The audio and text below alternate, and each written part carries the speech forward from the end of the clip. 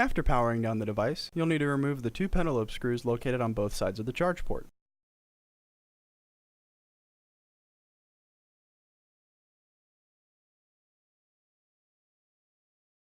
Once the screws have been taken out, you can slide an opening tool in between the plastic frame of the screen and the metal back housing. You'll then want to twist the tool slightly to unseat the bottom, and then proceed to do the same on the other side of the home button. The phone can then be opened the rest of the way by unfolding it upwards. Before going any further, you'll want to unclip the battery by removing the two screws and shield that secure it in, and then simply unclip it.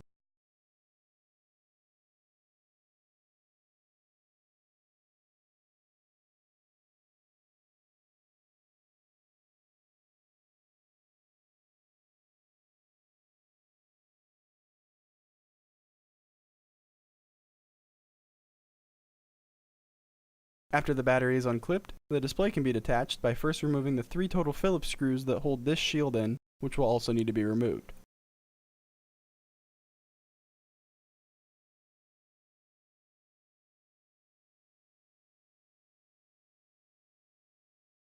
To remove the shield itself, you'll have to slide it to the left before removing it, as there are hooks that go into the left side of the logic board.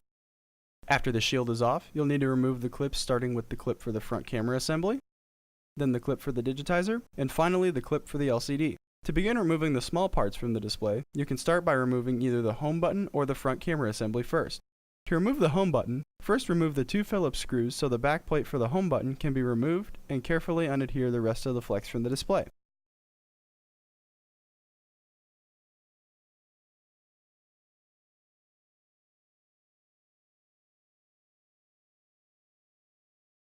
To remove the button cap itself, push it through from the other side with your finger. To start removing the front camera assembly, the 2 Phillips screws that anchor the bracket down will need to be removed before it can be pulled off.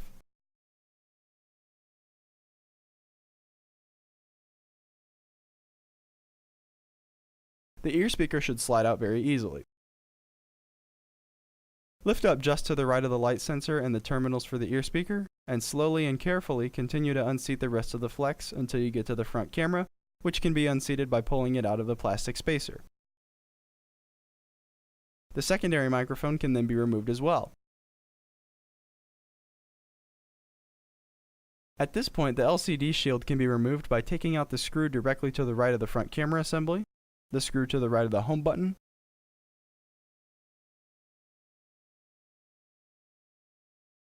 and the 4 total Phillips screws on both sides of the shield.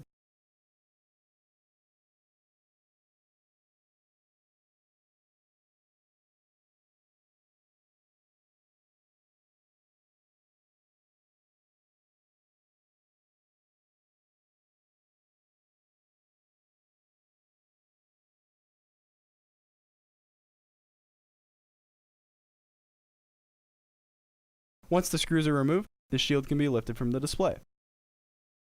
To start reassembling the display, lay the LCD shield onto the new display. If the sides won't slide in easily, you can use an opening tool to act as a lever to help guide it in.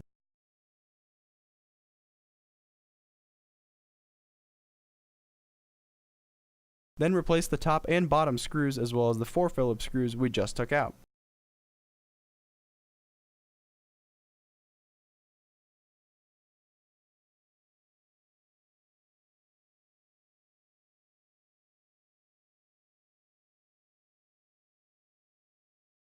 To secure the home button back in, simply lay the cap onto the glass and replace the back plate and 2 Phillips screws. The flex can be adhered back in as well.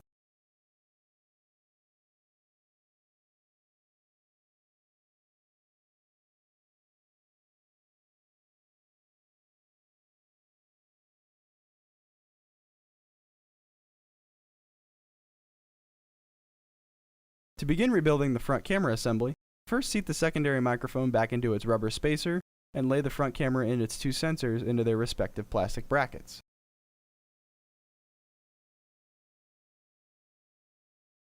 The ear speaker can then be laid into the rubber spacer.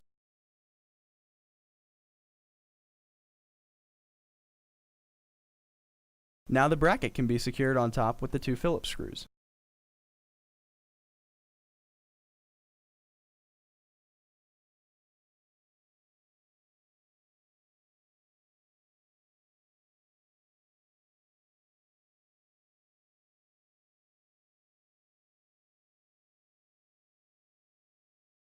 The clips for the display will reattach in the following order: the clip for the LCD,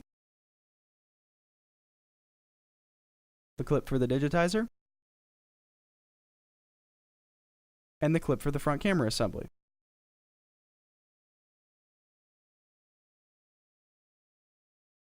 After the clips are fastened, the shield can be replaced by sliding the left side in first before laying it on flat the rest of the way and replacing the 3 Phillips screws for it. The top right screw is non-magnetic, so it's usually easier to secure this one last.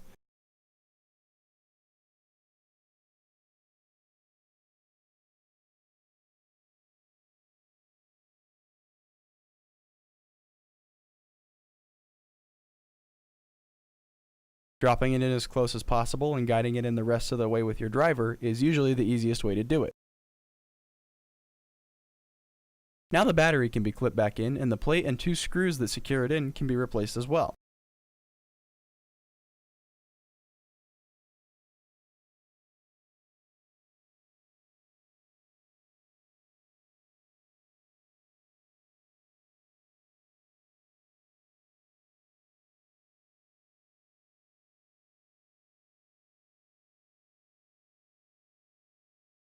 After the screws are replaced, the phone can be closed back up by first inserting the hooks on the top of the display into the housing and then pushing the rest of the display into the phone.